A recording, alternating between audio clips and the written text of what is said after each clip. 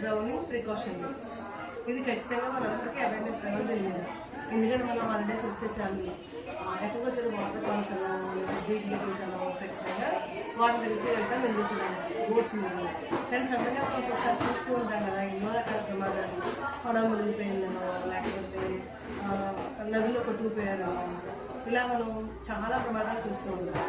అది చూసినప్పుడు మనకు చాలా బాధ వేస్తుంది. చాలా ఎంతో బాగా ఎంజాయ్ చేసుకున్నాం టైంలో ఆ విషాదమైన వార్తలు ఉంటే మనం ఆ రోజంతా న్యూస్ చూసినప్పుడు మనసు చాలా ఖర్చు చెందుతుంది కదా. అందుకని మనం ఖచ్చితంగా ఎంజాయ్ చేయడంలో తప్పలేదు, కానీ నీళ్ళ దగ్గరికి వెళ్ళి మాత్రం చాలా జాగ్రత్తగా ఉండాలి.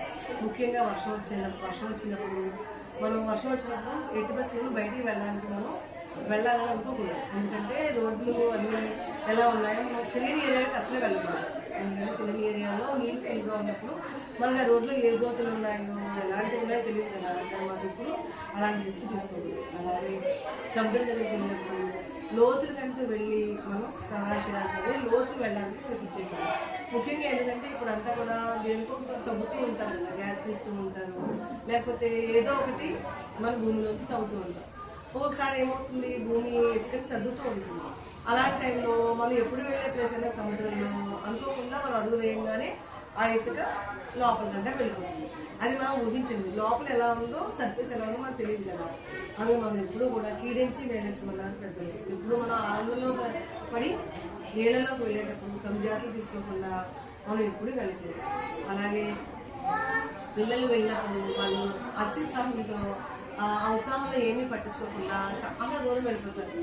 అలాంటి ప్రమాదాలు ఖచ్చితంగా పెద్దవాళ్ళని నివారించారు. అలాగే పిల్లలతో వెళ్ళడానికి వాళ్ళు ఎటువంటి పర్మిషన్స్ ఇవ్వకూడదు. ఖచ్చితంగా పిల్లల్ని మనం వాటర్ ఫాల్ దగ్గర వెళ్ళినప్పుడు, బీచ్ దగ్గర వెళ్ళినప్పుడు ఖచ్చితంగా పెద్దవాళ్ళు వెనక ఉండి వాళ్ళ ఉత్సాహాన్ని మధ్య అభివృద్ధి చేస్తూ ప్రమాదాన్ని హెచ్చరిస్తూ మనం ఆ ట్రిప్ని ఎంజాయ్ చేయొచ్చు.